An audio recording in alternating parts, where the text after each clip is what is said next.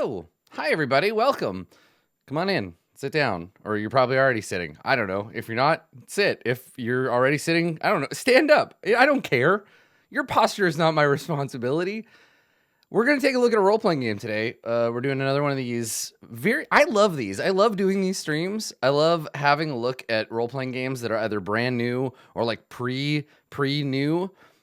When folks come to me and say like, "Hey Adam, do you want to look at my cool role-playing game?" I'm like, "Hell yes, I do. Obviously I do. I love role-playing games." And every time a new role-playing game gets created and put out into the world, it makes me a happy boy, because the wider variety of role-playing games we have, the more options we have for play, the more chances we have to fit with our particular thing, which is why I like role-playing games that are kind of niche, that like have a thing and they know what they want to do and they do that thing. So today we're going to be looking at Sundown. Now Sundown describes itself as a rules-light tabletop role-playing game set in a pre-industrial transhumanist frontier. Think Cyberpunk goes Wild West. So I'm going to take a look at the game. The game itself has actually got a pretty high page count. So we're probably not going to look at every single page of the game. But before we do, I'm going to let the marketing of this game speak for itself. I'm gonna let the creators talk to you a little bit about what their game is about. So we're coming at this straight from the Kickstarter page. Let's see what Grasswatch Games has to say about Sundown. I'm L.A. Wilga. I'm the author of Sundown and the director of Grasswatch Games. And I'm James, the primary editor of Sundown and the assistant director of Grasswatch Games. Sundown is a low-tech science fantasy set in a transhumanist frontier. Think Cyberpunk Ghost West marches. You play a drifter, a queer outcast taking work wherever you can from folk that hate you. To make your drifter, you answer 6 questions about their life. At the end, you'll have 6 traits that define you. Sundown runs on a single d6. When you roll, you take a look at your traits and count the ones that could give you an edge. This kind of open-ended system gives us a lot of room to spin outrageous stories. Like that time my group was competing in a fishing tournament and one of my players decided to fish with bombs. It worked, but they had to convince the witnesses that the explosions were totally a lake monster trying to get them. That went well until they tried to kill each other over $1. We also had a drifter in another game who could hear plants. His group's job was to track a stolen giant pumpkin, and he could hear it dying. Poor guy couldn't handle it when he found the pumpkin pie and tried to kill everyone. If you'd like to weave your own ridiculous tales, consider backing us. We have PDFs and softcover prints, and Kickstarter exclusives like signed hardcovers, custom Sundown dice, and personalized dice boxes. $5,000 is the amount we need to afford art for Sundown and ship backer rewards. If we reach $10,000, we can produce a Sundown audiobook with Twitch streamer and voice actor Estrella doing the voiceover. If we reach $20,000, Sale, a Jalagi author and language revival activist, will write a novella set in Sundown. And if we fund even higher, keep an eye on our stretch goals. See what we dream up, or tell us what you'd like to see. Thank you for checking out our Kickstarter. If you want to hang out with us or play Sundown, you can join our Discord from the link below, or follow us on Twitter at Grasswatch Games. These videos, I will say this as someone who has made one of these videos before, they are incredibly hard to do. Like they're just terrifying to do, and like making one is a nightmare, and then watching yourself in them try to sell your game to people who've never heard of your game, it's terrifying. So kudos to the Grasswatch team for doing this. I personally have never gone back and watched the Dungeon World one, but we could do it someday. We could go back and watch. So the reason that they're so scary is because you have to sum up a tool set that you have created or haven't even finished creating, and you have to be able to get people to check it out, to pledge it. And I think the team did a good job here. I have a pretty good idea of like some of the kinds of stuff. The things that stood out for me when looking at Sundown is that it is clear that this is a game by people who have a mind towards making a game that feels inclusive for queer and disabled folks. This is a game that is created by people who want to reflect their own and the experiences of the people around them into the game world. And I think that's really cool. And I'm super curious to see how that stuff gets reflected in the game. You might have noticed, and I think I probably only noticed this because I took a quick flip through the game. No, I try to keep these first looks pretty neutral. Like, I don't read the whole book and then come back and like first look at it like we're doing a cooking show. I actually, like, it's the first time I take a look at the game, but I flipped through it just looking to see where the reward structure is, because that's where I want to start. And I noticed that at the beginning of the game, there was a lot of talk about consent, and there's a consent printout, and you probably saw it in the play video there, right? It was sitting in the middle of the table, nicely presented for everybody to get a look at. So that's something I'm really curious about seeing in the game as well, and kind of how it mechanically handles that stuff. I think that kind of thing takes a delicate touch. So yeah, so we're gonna take a look at the game now. If you need a link to the Kickstarter, you want to see more of what the authors and creators of the game have to say about it, you can find that in Twitch chat by using the !Sundown command, or you can, if you're watching this on YouTube, you can just click the link. I'll put the Kickstarter link down below. The Kickstarter is going until May 10th, so if you're watching this after May 10th, you'll be able to find Sundown elsewhere. I imagine, wherever fine PDFs are sold. So what I do when I first start looking at a game, because this is the only thing to me that really matters from the get-go in a role-playing game. And if you've watched me do these like brand new first looks, especially at full games, you know that the thing that matters to me, the place where I start, is what in this game are we being rewarded for doing?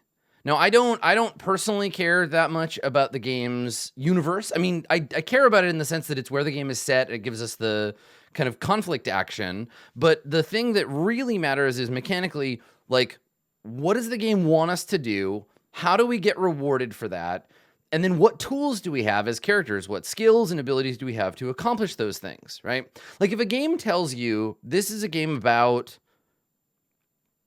breeding rabbits, right?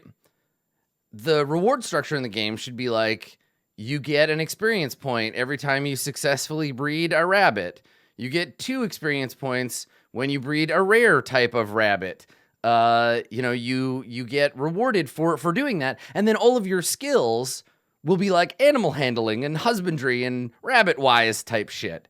So I like to start by looking at the reward structure in a game and then trying to figure out what tools we get as characters to accomplish those things. So this is where I'm going to start. We're going to start here on page 195 of Sundown. Then we'll go back to the beginning and we'll flip through it. But it seems to me, at a glance, doing my game store flip through, that the reward structure in the game, both experientially in the sense that it advances your character, and sort of fiscally, right? You buy equipment and what have you, with a currency called infamy. Now, infamy, when I see that word, I'm like, oh, infamy is bad, right? Like, you don't want to be infamous, right? A day that will live forever in infamy. Like, you don't want that. However, remember what Grasswatch Games said in that Kickstarter video. You are playing characters who are trying to survive and thrive in a world where they are hated, right? This is about playing people who are being, shall I say, marginalized by the culture around them. And so, of course, you accumulate infamy. So it seems to me like there's a bit of like kind of tongue-in-cheek, like edginess to this, and I quite like it. At the outset, if you don't know that, it can seem like, oh, infamy, weird. Like, what kind of currency is that? So, at the beginning of the game, we start with 6 infamy, right? According to this infamy and downtime sheet. We gain infamy when we roleplay a trait at a bad time once per session. We gain infamy when we take stress. So we want to push our characters to have our traits get us in trouble and to do things that are stressful. Everyone gets 2 infamy when we finish a heat and I assume like when I think of a heat in this sense, like a heat is it's like a lap or a race, right? Like it's a term for. I will figure it out. I'll look and see what a heat is. But we get 2 infamy when we finish one. If someone finds something valuable, everybody gets 2 infamy. If someone makes a personal or world-changing discovery, everyone gets 2 infamy. And I quite like this. Notice the personal versus the group here. If we all get 2 infamy, when anyone in the party makes a discovery, we're going to want to help other people make discoveries for their characters. It doesn't matter if it's me, right? It encourages spotlighting other characters as much as ourselves, because I'm going to get 2 infamy as long as somebody in the party does this thing. It's an interesting share and a good contrast between role-playing your own traits and gaining stress for yourself, but then doing these group-related things. Because lastly, someone's backstory causes drama or hooks the party into a conflict once per session. So theoretically, if you finish a heat, find something valuable, make a discovery, you have drama or conflict as a result of the backstory, that's 8 infamy right there for everybody, and then each person gains their own. Now, I don't know, you'd have to see how this works out in play, like how often these things go, but I figure in a group of 4 players, you should theoretically be able to hit 3 of those 4 group goals, right? Someone does a backstory thing, somebody else does a discovery, a personal discovery, or world-changing discovery, and then you all work to find something valuable. I would know, I think looking at this, I would know how to play my character, right? So it's interesting. It seems like a modified version of like a Blades or a Dungeon World style reward, where it says, these are the things this game is about. The way in which we reward these tell you what the group and individual stuff does, right? Like how those things interact. So let me take you. I'm gonna just pop the PDF back up to the very first page, and we will take a look through the game a little bit more like you would sort of front to back. We'll take a look at the art. We'll take a look at the salient stuff. I want to learn how the mechanisms of this game work, because the video told us that we're looking at a single D6. So there's going to be some modifiers. Let's take a look at the meat of the game. So the first thing that we see in the PDF is Sundown, right? This is the cover of the game. I have a preview version of the PDF, and we're looking at it at a pretty high resolution. So there's a bit of like graininess to the cover. Again, keep in mind it's all pre-release, all PDF stuff. The final version obviously will be updated. But let's take a look. So we're looking at the map here. Right? There was a map that tells us this is where the game takes place. And it's interesting too, because Sundown, as I understand it, Sundown is the name of the world. Grasswatch Games is the name of the company that made it, and Grasswatch is the name of the place within it. So we'll get a bigger version of this map as we go, but I quite like the logo. The font is interesting. The when we look at Farmsmead and Woods Edge, like this font particularly, not to get too book by its cover about this, because I know it's a preview version.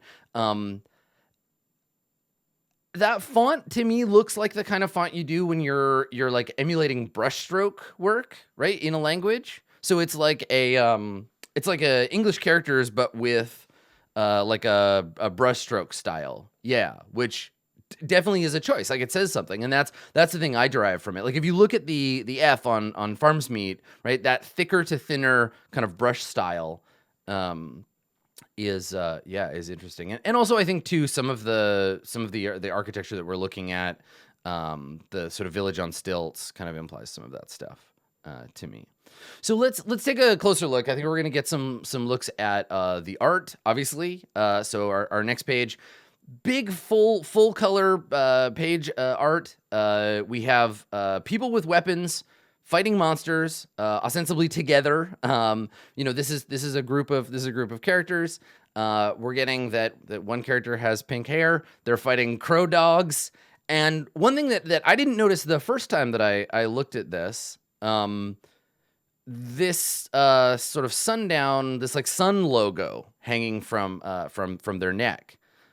So yeah, curious. It shows action. I wish that the person with pink hair would turn around because there's bad guys over there, but I think that's what the person in the blue tunic is trying to express. So this is a good start, right? It throws us right in. It says there's going to be some action, there's going to be swords, there's going to be monsters. A nice way to kind of hammer in, like, this is a game with action and adventure. So let's take a look. Here's a bigger version of the map, right? Real nice map. Grasswatch, Seawell, Scholar, Craigsmouth, Drenchwall, kind of the world. It's set in this crater. Big maps to me are like the dramatis personae of a place, of a setting, right? Like, I'm gonna look at this and I'm gonna be like, neat, and then I'll ignore it until I get to the part where I need context. Then I'll come back and look at this. It's a nice map. It asks me some questions, but it doesn't tell me much about the world out of context. So I'll come back to this. So, table of contents for folks who are asking, if it's a rules-light system, it's got quite a high page count. We can kind of see how it's broken down. It looks to me like the first 100 pages or so. Let's see, how far do we get before? Yeah, the first 150 pages seem to be about making your character and building it. And then we'll see what the rest is. And you'll notice there's a Lysera Snow kind of throughout. I think that's the signature character. I think that's the person. And I can only assume Lysera Snow, if they're important to the game, if they're part of the character creation process, I have to assume that one of these people is Lysera. I have to assume that, right? Could be. I guess we'll see. So what is this book, right? This is what we heard about, right? This is what we were told by the Kickstarter video. This book will teach you about the world of Sundown and the role-playing game set there. We wrote this book as if we were teaching you how to make a character at the table, right? The microscope style of front to back, kind of walking you through the process, which is good. That's cool. We only cover what you would need to know about the land you grew up in. You don't have to memorize an encyclopedia to start playing. Thank goodness. Thank goodness. And the developers of the game, because I noticed some people asking, the large font, and I assume that the font choice, both are related to accessibility and readability of the text, because those are the things. Those are part of what the kind of point of the game's creative ethos is about, right? Giving it accessibility. So this is cool. This is a nice page. So what to expect, right? What do we expect from the game? We don't save the world. Stories are small, personal, and political. Sundown is a land of monsters, many of them human. The world mutates your flesh, and scientists can do it better. Armor is dead. The gun killed it, and the blade dances on its corpse. Death comes quick and retirement quicker.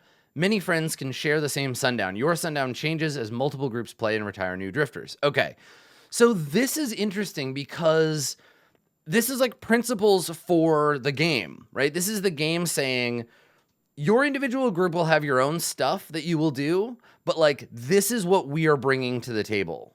And I can only assume that the mechanisms of the game will back this up, right? The point of mechanisms in a game is to fulfill this promise. So these are the things that the game is promising us.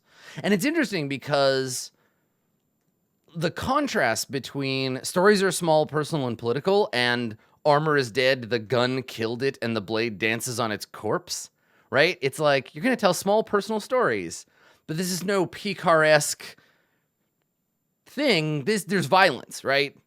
Armor was a thing. Now it's not. There are guns. There are blades. There are dancing on the corpse. So it's there's some contrast here that I think is quite interesting.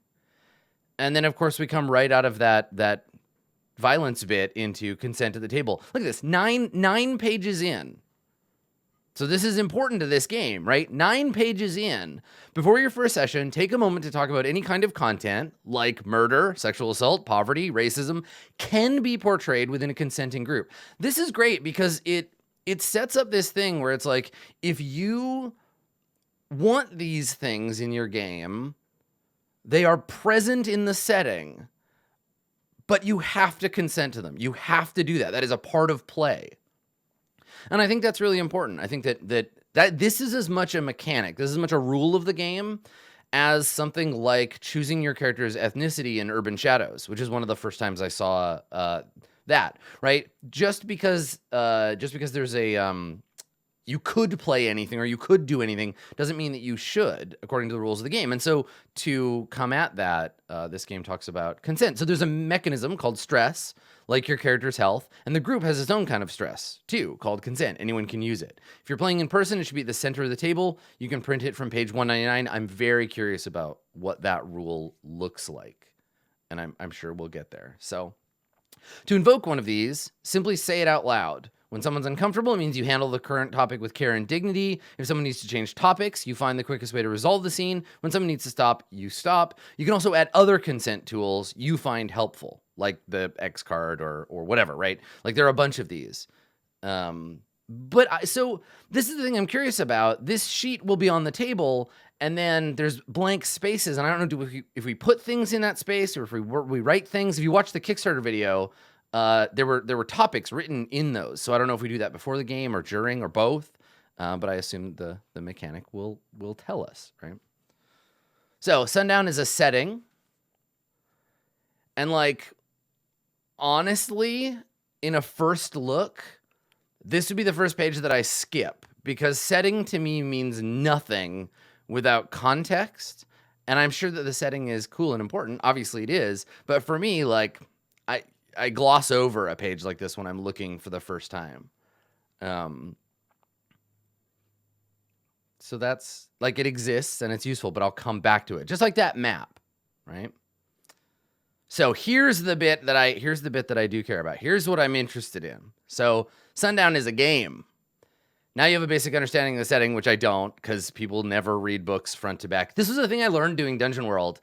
You write the book with the assumption that people will read it like a book. They'll read the first page, and then they'll read the next page, and they'll keep doing that till they get to the last page, but they will not. That is not how people read role-playing games. People will pick up the game, they'll look at the front, they'll look at the back, they'll flip through and look at the art, they'll look at anything that's in a big font, they'll look at anything that's in a different color, they'll make a bunch of assumptions, and then they'll put the game down. That's how people read role-playing games. It makes designing a role-playing game, like the physical object of a role-playing game, very, very difficult.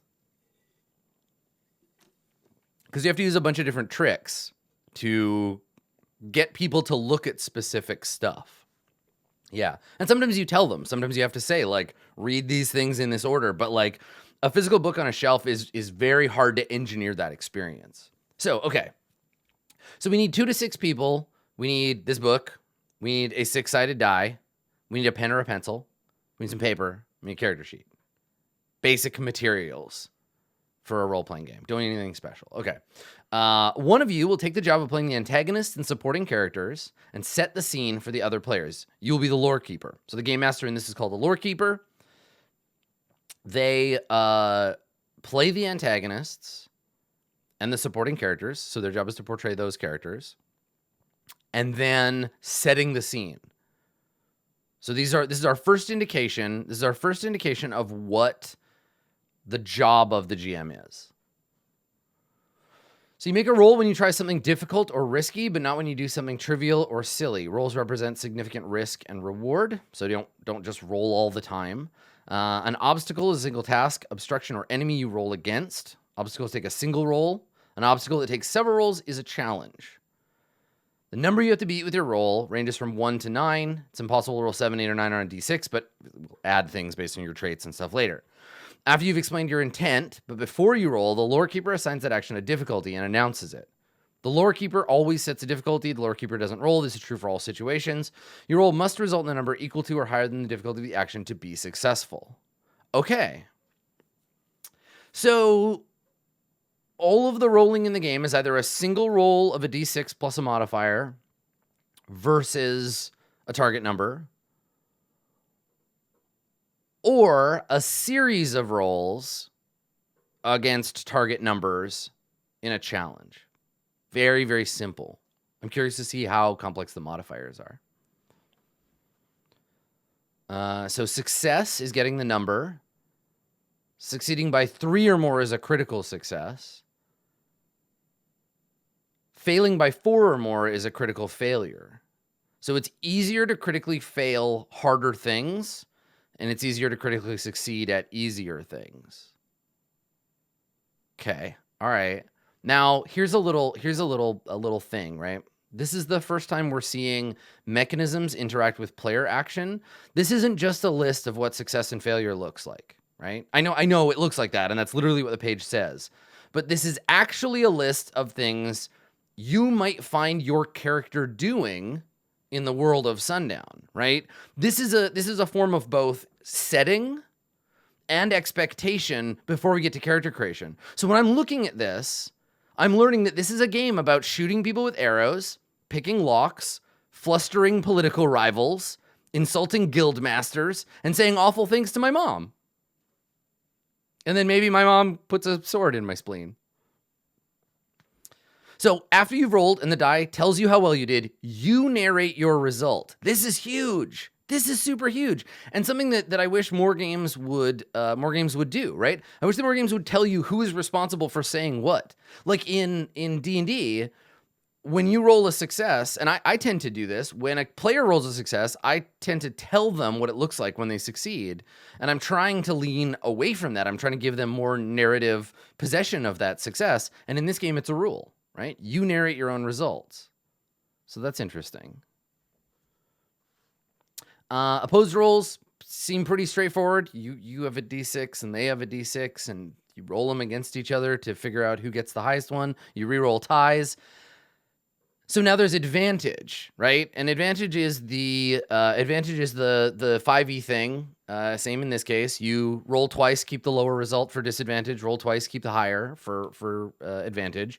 So now you have a little extra layer of granularity. It's 2d6 plus your modifier, and then you keep or don't keep the higher result depending. And I wonder what's going to give us advantage or disadvantage in the game. I wonder if that's clear or if that's up to the GM to just kind of make that up. So, okay, the basics. We're going to answer 6 questions about our character. Then we refine those answers into traits. Each trait is a short phrase that defines you, and you use them to add to your rolls. Kind of like aspects, right? We're gonna go through the process to build the character is the answer to some questions that become these character traits. Okay. You'll find an answer to these questions before you have a complete understanding of the game. You'll discover new options as you read that'll make you want to change your answers. That's okay.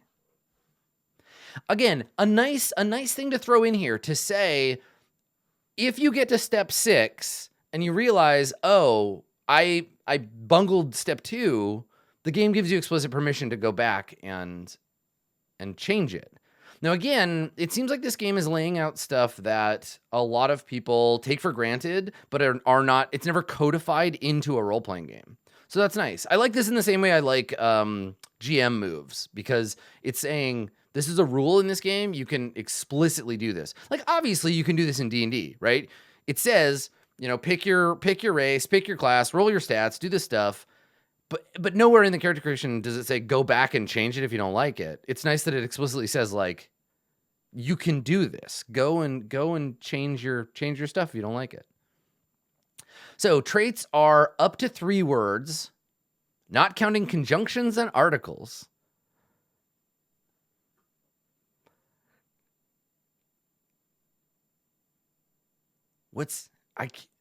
English. I can't remember what a conjunction or an article is. Oh God. You know what? That's fine. I'll just pretend like I know what they're talking about. I'm cute and shoots people are both traits, but hunts fiends and fortunes is a great trait. Oh, I see. Not counting things like, okay, hunts, fiends, and fortune, and doesn't count. And you can throw in there. And or, right? And or, nor, for, but, yet. And so.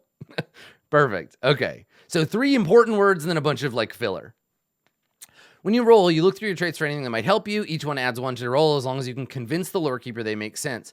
Now, it would be nice to see, and I don't know, maybe in the lorekeeper section, I feel like games where you have to rely on one player's creative agenda to say yes or no give you both a lot of power for that one player, but it also gives creative agenda to a specific person to say yes or no, right? It keeps things moving quickly.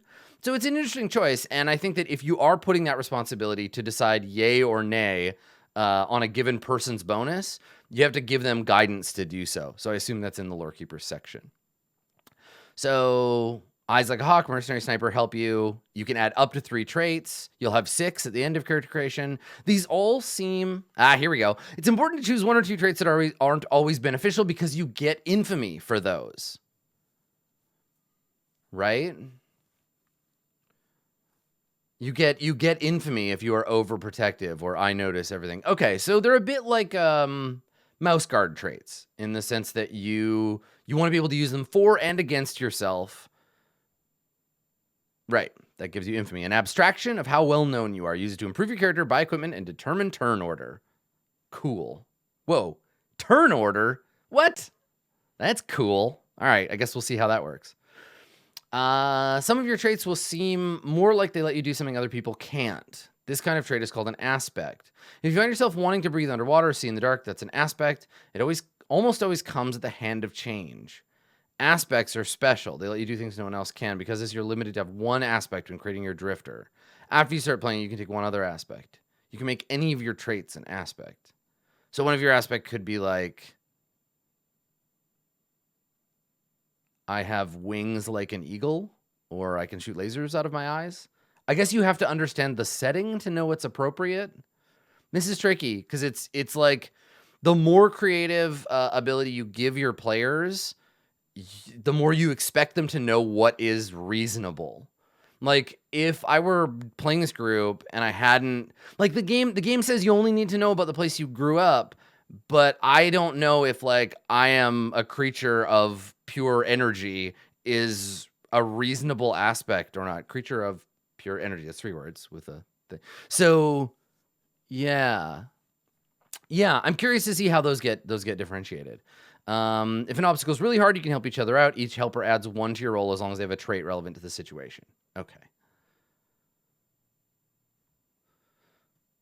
The appearance section of your sheet is left online. Fill it with words or drawings. That's cute.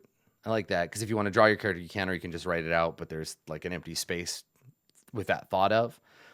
Every character has a name. There's some guidelines for that. Your name will say a lot of your cultures and where you come from. Many real cultures have analogs present in Sundown. And then I really like, and I'm not going to read the whole thing, but I really like there's an entire page just discussing gender because I think it's important both to in role-playing games, especially because I think that the target audience for role-playing games is shifting, but I think that a lot of them don't have a really good handle on like basic gender stuff. So giving some more information to be like, all right, here's how gender works. Here's how gender works in this setting. Now you can pick. Because if you just throw in there and you can say you can be whatever gender you want, most people will not necessarily like get that. So it's cool to give a little primer to say like, here are some things in the game. I also really like that there are cultures or species in the game that do gender differently than we do in the real world. There's also a section about disability. Now, we were talking about disability in role-playing games Tuesday morning when we were talking about that Dungeons & Dragons character on Office Hours that was deaf and the struggles that her player had getting that character to the table because D&D did not care. So it's cool that it addresses that many drifters are disabled. It's a thing that happens. It's visible and invisible. It's possible to use changing to treat them, but most folks don't. And like it just establishes that stuff in the game. And then it talks about like how to handle playing a disabled character if you are not also disabled. So that's quite cool too. Yeah. Cool. And then here's a badass. Look at this badass. Again, swords. Important to the game. Oh, so this is Lysera. Okay. All right. So Lysera Snow. So as we go through, we're gonna get information about this person, and she's gonna be our example. Okay, cool. All right. So starting on page 29, we get more setting information about Sundown. And these seem to be kind of broad settings. This is cool. So if you're jumping right into character creation, I want to know just like the core basic stuff. Like, what do I need to know to fit into this setting? Because here's the thing, right? You sit down at the table and you want to make a character, and the game says you can play anything you want. I don't mean this game, but lots of games. It says you can play anything you want. It's a role-playing game. Only the boundaries of your imagination can stop you. And so you're like, okay, can you give me some more information? Like what? I'm a businessman, like, or a giant robot businessman, a bird lawyer, a lawyer for birds. So constraints tell us what we need to know, but it's a very delicate balance because you don't want to be like, all right, the first step in making a character, read 40 pages of setting, right? The purpose of setting is to give context for characters and to create a scenario in which gameplay can occur, right? Conflict, things that are going on in the universe that we can come up against and that we can be a part of. And it all has to be contextual around making our character and putting our stake in the ground, in the game world. So several pages of like paragraph text to me, again, and I can only come at this game from my perspective, but I have a really hard time caring about this. I want to make my character and I want bullet points and I just want to know, like, do not let me make my character until I have read something that I can absorb. And again, this is a first look, not a like prep thing. So I would probably skip over this stuff, but bullet points would grab me because I can absorb this quickly. So there's a land of ruins, a land of fiends, a few things about every fiend that Sundowners would know. Here are some things about blight bulbs, some things about crow dogs. Now, I care about this page because I saw them already, right? This is the reintroduction. So art first to make me say, wait, what the hell is that? And then explanation later that's like, here you go. This is what a crow dog is. It's like an owlbear, but a crow and a dog. Egg trees, frog beasts. There's a frog beast. Hill bugs, melon scales. Now, I feel like putting all of this stuff, do I need to know all of this before I make my character? Like, do I need to know 5 things about hill bugs? Right? Do I need to know 3 to 5 things about all of these? Like, this feels like a monster manual now. But I have to assume that before I get to my character, like the game said to me, you know, you're only going to need to know what we tell you to know. Everything else you can kind of fill in as you go. But I feel like I don't need to know this stuff. Now, what is your hometown? This feels like it matters. This feels like it matters to me, right? But then I'm given more cultural stuff. So it does feel like some of this stuff should maybe be moved around. I'm interested in it, but it's hard when I want to jump in, right? I want to engage. I think a lot of this stuff you want to grab people with art and then fill it in later as you go. But it's hard when you have a vision about a specific world, right? Because otherwise people will fill in the gaps. So I kind of see what Sundown is sort of struggling with, and I definitely feel this, where it's like we want to present a world in which like disability and culture and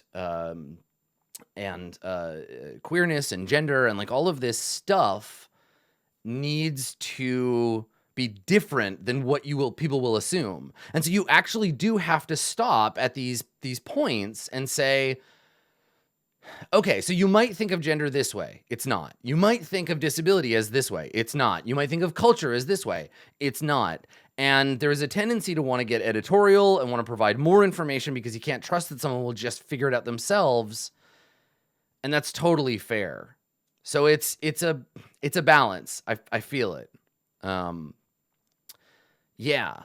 Yeah. And I think that again, like, because this is a preview version and it's very art light, part of the Kickstarter is like paying for art because art is expensive and it should be, right? We should be able to pay artists what they deserve because their art is good. So yeah, I think again, it'd be nice to look at this later and see what of this stuff gets replaced or reflected in art that I can absorb more quickly. Because I think that, you know, this setting information coming before character creation is useful to a degree, but these feel to me like pages I would want to look at later, right? That I would want to be like, small mouth, give me 3 sentences, tell me mechanically what it means to be from small mouth. Like, how does that change my character? And then later I'll come back and I'll be like, all right, this is what my character would know about living in smallmouth, right? So these are the things that I'm gonna know as a character. And I forget the name of it every goddamn time. Weapons of the Gods, I think. So Weapons of the Gods does this thing where it gives you lore pages. So it says, this setting is complicated and it's full of wuxia stuff that probably North American audiences have no idea what it's about. People who are not fans of the comic, they have no idea. So we're going to throw in these pages and say, if you have a lore skill, if your religion is +1, you know these things. If your religion is +5, you know these things. If your religion is +10, you know all of this stuff. And they do that for a bunch of different pages. And so for me, tying lore to mechanisms is really important. So like, this is cool, but this feels like setting stuff to me, not character creation. Because it doesn't matter if I'm from Smallmouth or from New Dignity, except how it's building my character, right? So it's cool. The culture and the stuff in the game seems like these places seem fun. As a GM reading this, I'm like, oh, I could set adventures in any of these places. And I got a good idea of what's going on in them. And I love, can I just for a second, can I just point out like, that these are vignettes, right? These aren't like a description of a place. It's not like the temple is here. It's a child buckets water from the cistern, collected by an intricate gutter system cut into the cliff's ever-drenched walls. That's so good. Like these are like Barforth Apocalyptica, but for the setting, right? Contextual. The setting exists in moments, not just in general, like, there are 100,000 people that live in this city. It's terrace farmers eat rice and beans in a dark meat sauce. It's a big deal, right? It's a good way to put that. I just don't know that it needs to be here. Like, I'm still waiting to get to the part where I answer those questions about my character. Here we go. So you pick where you're from to answer that question, and then oh, okay, I get it. So the first question is, where is your character from, right? Where was that? There was like I missed it the first time through. There's a header that says that, and that's our first question to answer. And then it gives us our list of places. Right, okay. And then we're supposed to derive from that an open answer to that question. So if you are from Driftwood, you might build an answer. You might build a trait out of one of these kind of look and feel options for the town. Okay, good. I understand. So Lysera's from Driftwood. We'll have her ancestry be Roma. She's from Driftwood. She speaks Feely. Every drifter knows Sundowner, but if they didn't, she'd know that as well. Okay, right, got it. What is your craft? Oh, I see what's happening. Okay. So the structure of the game as a teaching experience is you read each section, and each section tells you about what that part of the game does and how it works. And then when you understand that part of the game, you can answer the question because you have some context for it mechanically. So in the what is your craft section, so they're chapter headers for understanding the game's mechanisms, but they're also the character creation process. which drags the character creation process out and puts a lot of effort into like reading it and understanding it, but it also makes the understanding of the game itself much more fluid. It's not divided in a traditional way. Interesting. Yeah, I like that. I wonder how it works.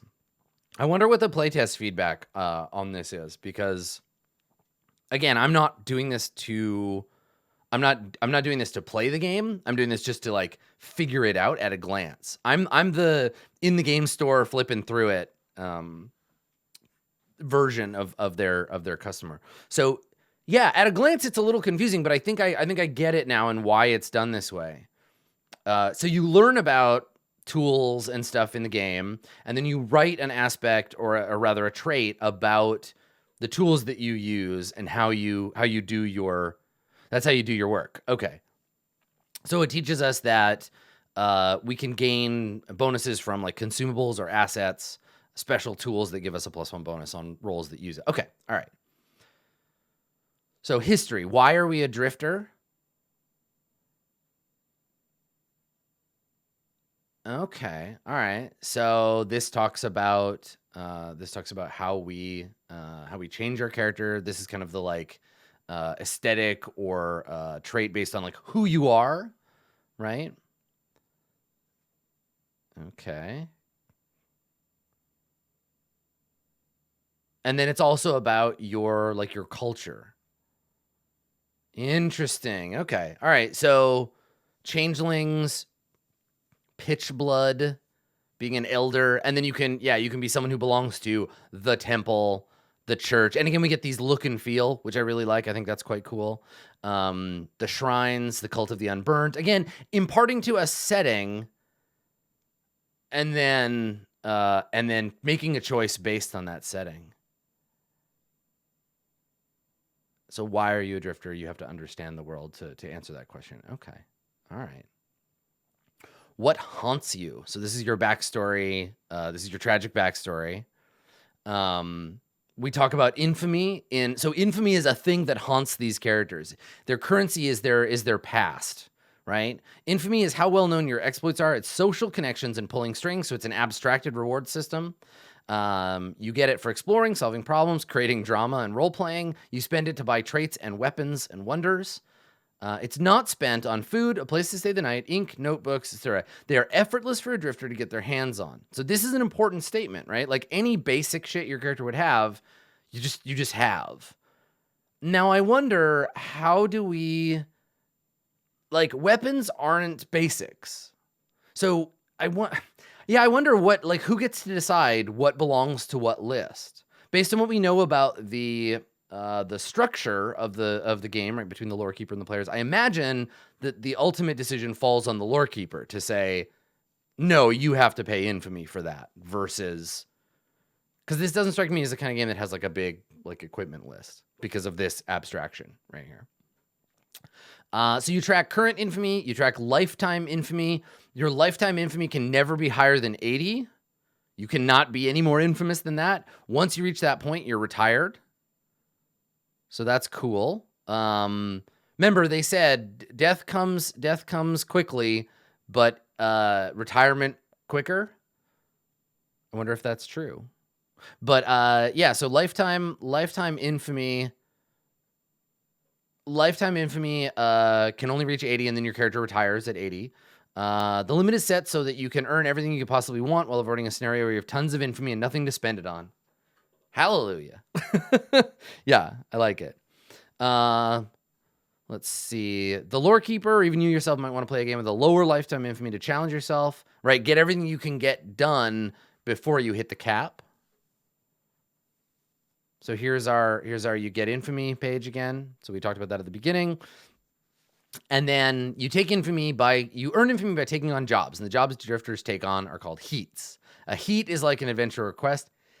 Heats. A heat is a good length when it takes 1 4-hour session to complete. It's no big deal if they sometimes last up to 3.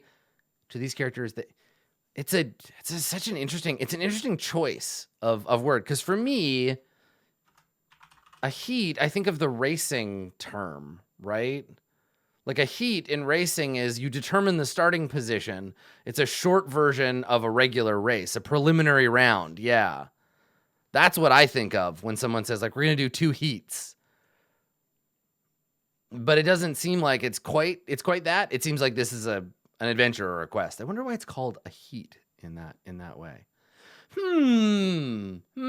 Word choice is intentional.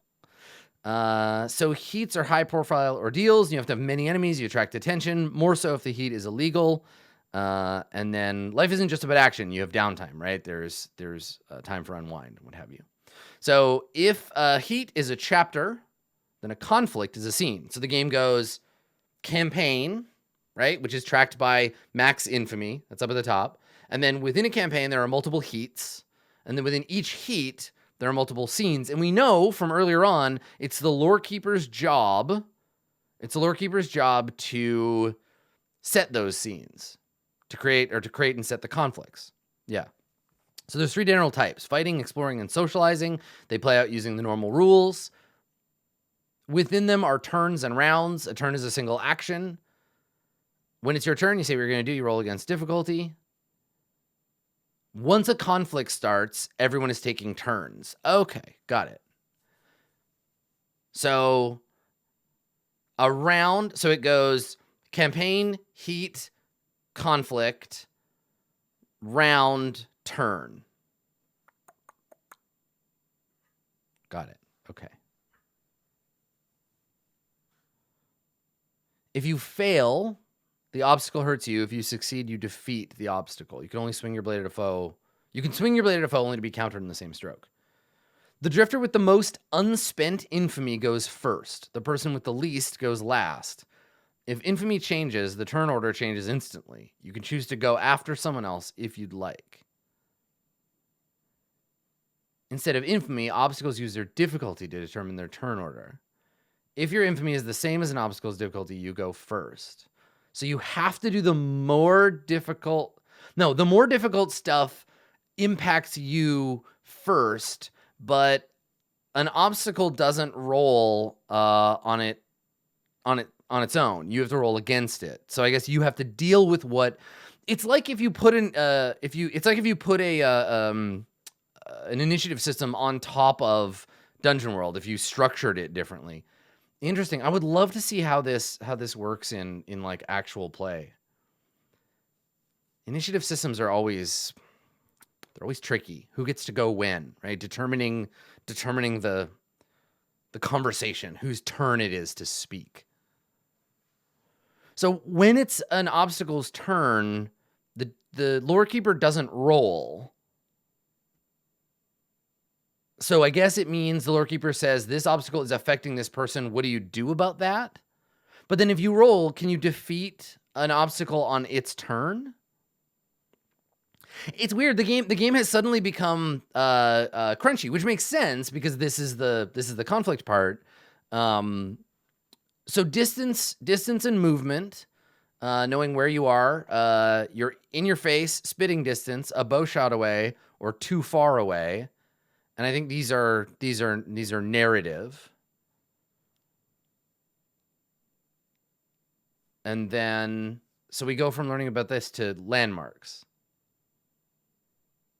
which seem okay. So we're in the section of what haunts us, and we've learned about infamy. We've learned about this, how we gain it. We learned about heats.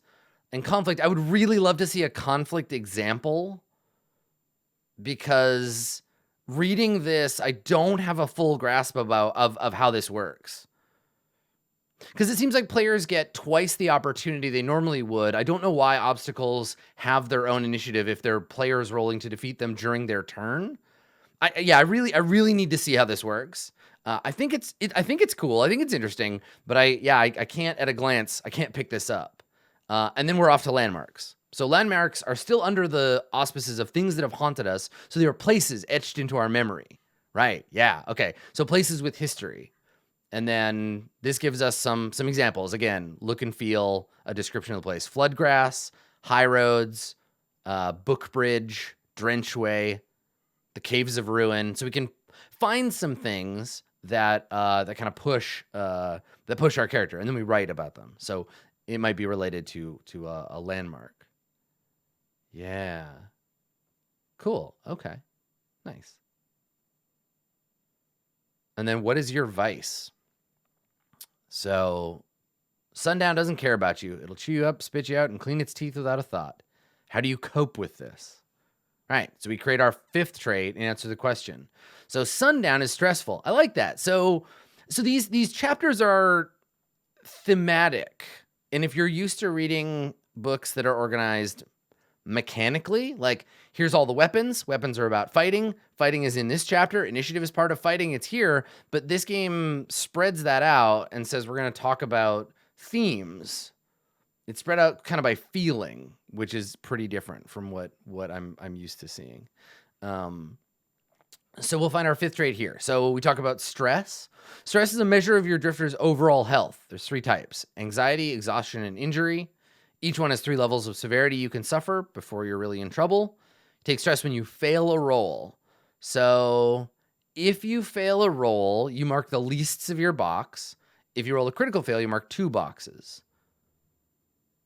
And I guess this is indicated by the narrative, right? So if we only suffer this stuff by attempting something and failing. So if we push ourselves to do something physical, we might become sore if we fail. Right, determined by the activity. Yeah, right. So it's narrative. And again, the lorekeeper, I imagine, has the responsibility of picking this. So anxiety, exhaustion, and injury. You can take, so functionally your character has 6, you can take 6 different kinds of stress before one of them will push you over. You got 7 hit points, essentially, if you can really spread it around, which you probably shouldn't do. If you roll a crit fail, you get 2 boxes. Okay, and if any stress is max, you're defeated. It means you're unhinged, drained, or dying. You can't participate in that heat. This is traumaing out in Blades in the Dark. It can mean you're dead. Who decides that? This doesn't mean you're dead, but it can. If no one is around to help you, or folk choose not to help you, it's over. So it's just like narrative, I guess. Okay. Right. So it's based on what's in the moment, what's in the fiction. Okay. Sometimes you need something done urgently. You sacrifice your health. Take 1 stress of any kind and add 1 to a roll, as long as you can convince the lorekeeper. Take an injury to pick a lock. Make it make sense. You can do it. Wow. If you only have 7 boxes total, I feel like a +1 is very low for that. Like I would be very reticent to take that extra +1. But hey, when you take stress, you gain infamy. So does that mean, that's kind of interesting. So if you push yourself, you take 1 stress, you get a +1 to the roll, and you get an infamy as well. Right? Okay. You failed and you're hurt, take 1. Failed critically, take 2. Stress from overdoing it counts. If you make yourself sore and fail, you get 2. Right. Okay. And then a challenge is a special kind of obstacle. It doesn't need multiple kinds of stress. It just has 1 kind. Right. So this is a challenge where it's a thing that's a big enough deal that you have to inflict stress on it to beat it. Right. It's a way to granularize like fighting or arguing, to go from making a single roll to a duel of wits, that kind of thing. Okay. And then when we break, we take downtime. We don't have to rely on our vice to relieve the stress. We take a break every month. Perfect time to soothe your anxieties. This is like the player turn, right? You don't always have the inclination, but you could do text role play to do it. You could do it over text. Or you could do it at the table. I kind of prefer to do these things at the table because, you can sit there and hang out and just like get loose, right? You don't have to really play. It's a chance to let everybody GM a little bit. During downtime, you can choose 1 thing. Spend infamy for a new trait. Gain a contact, gain a consumable, gain 1 infamy, or gain a small trinket. You don't simply pick one. You tell us what you're doing to get it. Yeah, of course. That makes sense. Train under someone knowledgeable and pay them in infamy. Might also get a new trait by undergoing a change. If it's an aesthetic change with no related trait, it takes your downtime but doesn't cost infamy. Okay. Contacts are narrative. Consumables give you that +1 when you use them. And then a trinket is just something that you have. And if you can't decide, take an infamy. Okay. Good. Got it. Cool. You can choose to work at something for 3 months. Wow. Instead, to get a better reward at the end. You forego your chance at a monthly reward for that time. With 3 months of downtime, you can get a trait, an asset, powerful contact, 5 infamy, or an important trinket. Okay, so this game is meant to take place over a long period of time. Because 3 months of campaign downtime. So this doesn't feel to me like there's a lot of pressure from the GM to like get stuff done. Like, I don't know if this system would, like, fronts wouldn't work in this. Because if my players ever told me we're all taking 3 months off, I would be like, cool. The world carries on without you. And when you come back, everything is everything is on fire. Yeah. So this is less about that, I think. 3 months of downtime. Like, this is a nice leisurely look at things that happen in the game. In every downtime, all your stress is reduced by 1. If you're more stressed, you can spend your downtime just to recover. Okay. Got it. If you return from a heat defeated, you have to spend your downtime recovering. Lifetime infamy starts at 6. These characters it's not their first outing, and it means you have 6 infamy worth of stuff. Use that infamy to buy your starting equipment or be insane and just start naked with 6 infamy. I don't super like the way that's phrased, but I understand what they're getting at. You start with several outfits of your choice. I get shoes for free. Oh, it's so easy. What an easy game. Toolkits, each one costs 1. That wording was not kept. Okay, good. Excellent. Nice. Yeah, again, this is a preview version, so lots of things changing. First aid kits, chef kits, yeah, things that you can do to make your job easier. Some of these are like essentially magic items, right? Like dark eye goggles. These are fun. I think that a good list of cool equipment tells us as much about the setting as it does, the characters, or give us like information. So it's kind of neat that these are in here to tell us those things. This is the kind of setting information I like, right? I don't want 10 pages of setting. I want 15 items that exist in the world. This is the setting stuff I love, where it's like, what the hell is crag steel? Crag steel is an alloy of iron and snow glass. What the hell is snow glass? That's cool. Where is it from? The crags. The crags are a thing. Yeah, very Dark Souls, right? Don't give me a setting book. Give me things that tell me about the setting that I can interact with directly. That's the stuff that I like. Yeah, this is cool. This is the best setting material in the game so far. Let's see. Once you start playing, you can craft your own wonders. You can sell things. You can loot stuff. Right. Here's our list of what costs infamy. And by deriving this, we can understand what requires infamy and what doesn't. If you have 8 infamy, you can get yourself a wing cat, or a small house, or a gun. Cool. And then who influenced you? You just didn't become a drift. You have a history and friends. Oh my God, I love that the next page after who influenced you is death. So this is the only question that's one page, right? You just pick another character, and the two of you write an aspect or a trait for them, but they don't necessarily do that for you, right? This doesn't imply that characters believe in each other evenly or affect each other evenly. So you might be like, this person molded and shaped my entire life, and they might be like, I don't know her. And yeah, I do love that it says, once you have this trait, your character is done. Death. Now their character's complete. Let's take a moment to talk about what happens when they die. So that's not the end for you as a player of the game as a whole. the characters don't like matter as much to the narrative as you might think. The game is telling us a character might retire or die, and the game will not stop, which is great. That's good. It's good to say that. It's good to tell us these things. So while it's true, many die, lots of them retire. So answer that. When you retire, tell us that. You don't play the character again, but you determine their terms, right? You get to decide if you retire them. When you die or retire, they don't just disappear. They leave behind a legacy of infamy. I feel like that's like a... I feel like that's... I feel like that's an album name somewhere. So when your drifter dies or retires, they leave behind a legacy. Mechanically, what does this mean? You add 10% of their lifetime infamy to your starting infamy. No strings attached.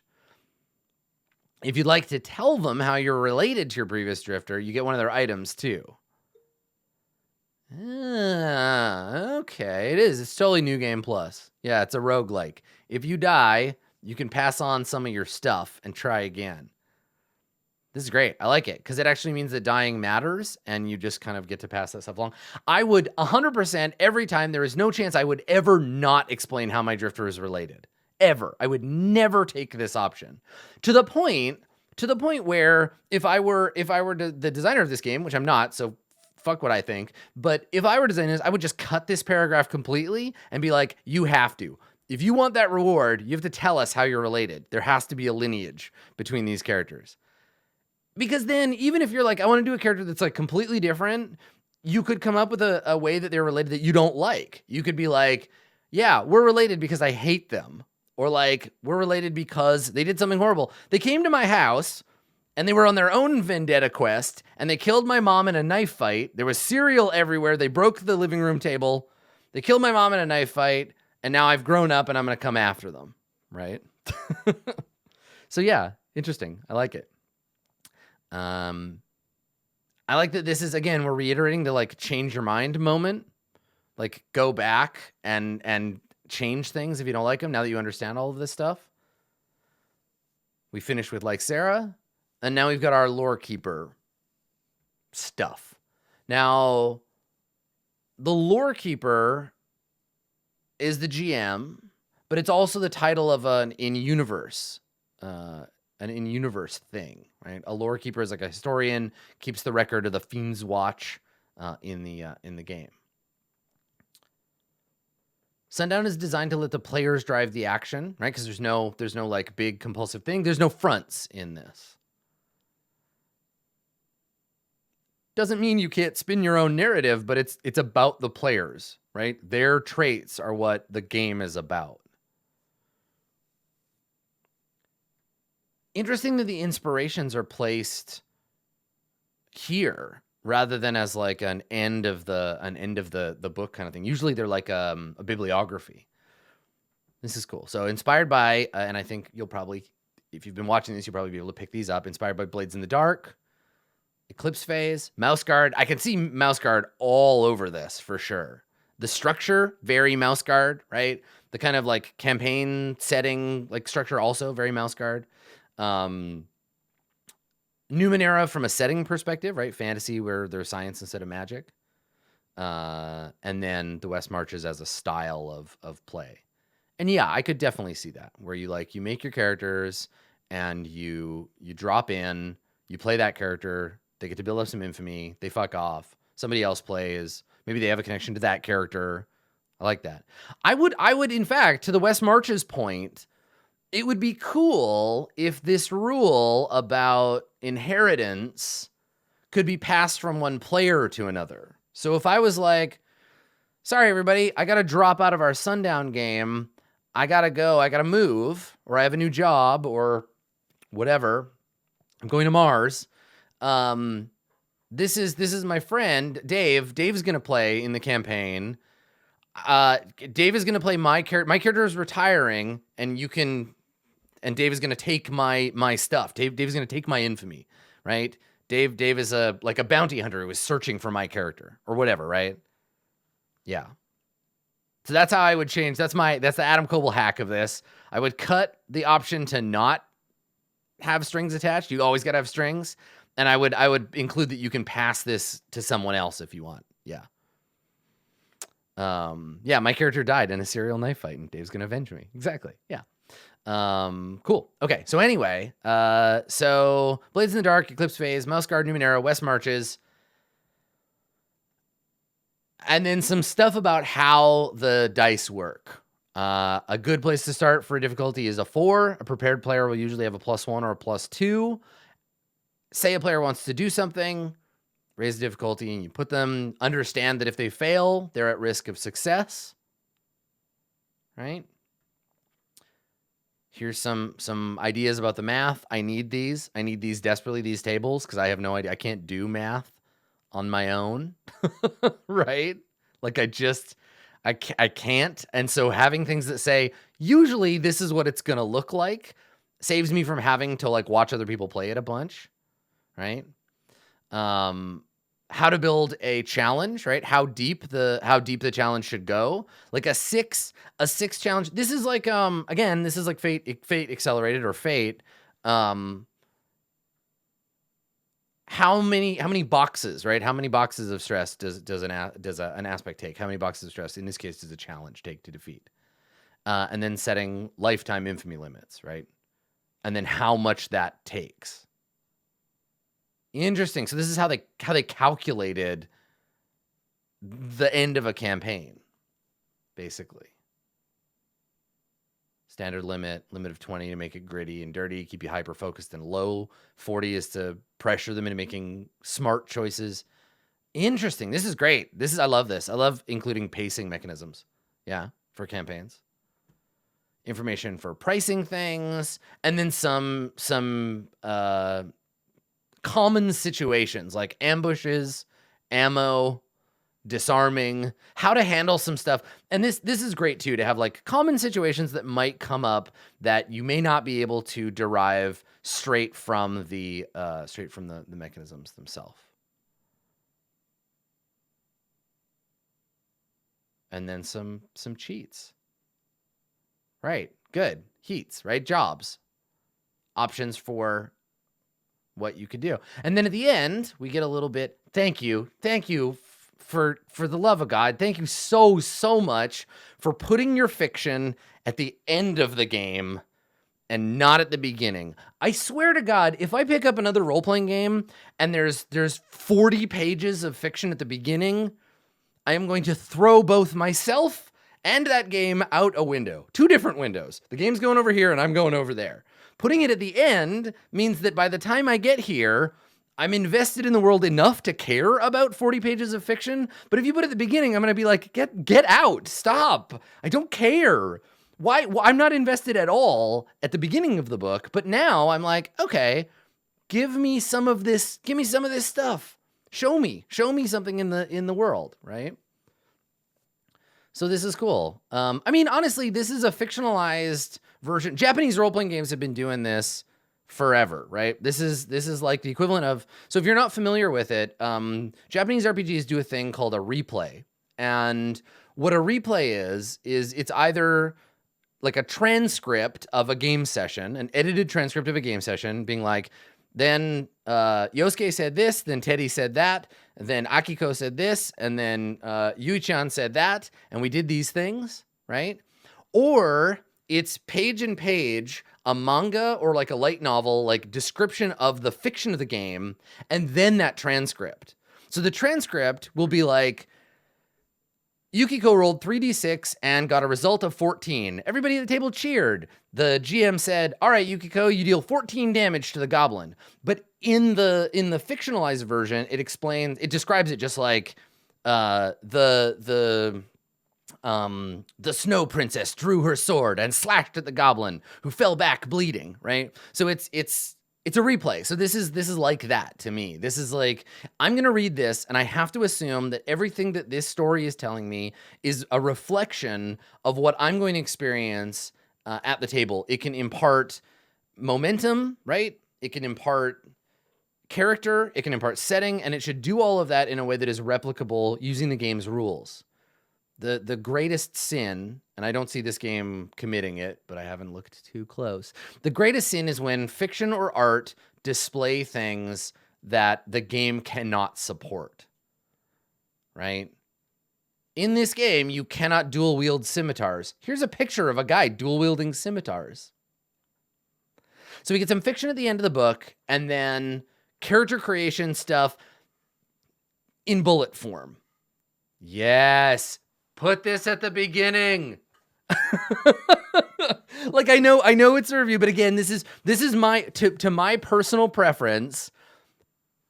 Put this before all that stuff that I got slogged down in. I want this at page like 30, right? Because if you give me this, I can look at it and say, oh shit, I am ready. I'm ready to read. I'm ready to understand. I know why I'm going into these chapters. Well, this is so good. It's just in the wrong place. Yeah, put this at the front. I'll read this. I'll get all fucking fired up, and then I'll make my character. Yeah. Because it's only 2 pages, right? So throw this at the beginning. Yeah. I really like it. I think it'll totally help. And we get back to how do we earn experience? How do our characters improve? And this is cool. This isn't just what do you spend? It's like, here's some suggestions. Like, if you want to be a cool character, here are some options. If you don't know what to do, take a look at this page. Right. And then here's our character sheet. So I will say this, I was hoping by the time we got to this page, and I don't know, did I miss how this works? Like, am I supposed to, like, is this like the X card where I just like, I tap the thing? Do we like check box the thing? Do I put a token into this box? Like, there was a lot of talk about consent and it was really good, but the mechanism I don't think got explained to me. Like, I'll print it out and we'll put it on the page. I could use just like a 1-page, like how to use this tool. Yeah, like, cause it says, let me take another look at the consent section. Cause I was waiting for like a deeper explanation of it, but let me take a look. And I think I'm also confused because of the video, cause the video had writing in those boxes. So page 9, let me just pop this back up here. So page 9 says, talk about the content that would make us uncomfortable. There's a mechanism called stress.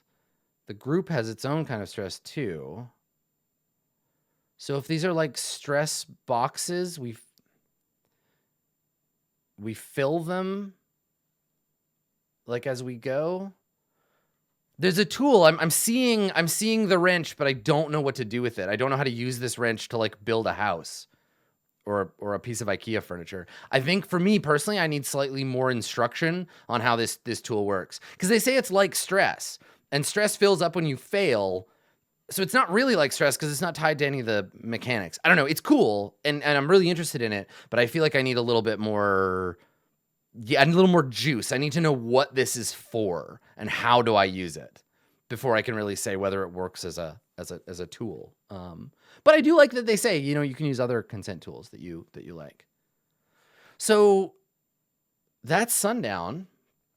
That's the Sundown RPG. I think it's very cool. It does a bunch of stuff that I don't see other RPGs doing, especially around mechanizing inclusion as something like built into the game, and talking about consent up front, talking about culture. I think it covers a lot of topics in a pretty cool way. So if you're interested in tracking it, interested in backing the Sundown RPG, it's on Kickstarter. You can just search for Sundown. It's under Grasswatch Games, or you can just click the link either down below or in chat or wherever chat is right now. Thanks for coming, everybody. And thank you, Grasswatch Games, for sharing this prototype version of your game with us. I know that it's a scary thing to have people look at your game even when it's done. So being able to share a prototype or a pre-game version, I really appreciate it. And I know that the devs were in the chat, so I hope that you enjoyed this little walkthrough of the game. I cannot wait to see the final version, and I hope that everybody goes and backs this, because I want to see art. I want to see art of this world. I want more crow dogs, and I want more cool queer characters with and without swords. They're both good. So thanks for coming, everybody. This has been a RPG first look at the Sundown RPG, a rules-light tabletop role-playing game set in a pre-industrial transhumanist frontier. I hope you enjoyed it. We'll see you next time.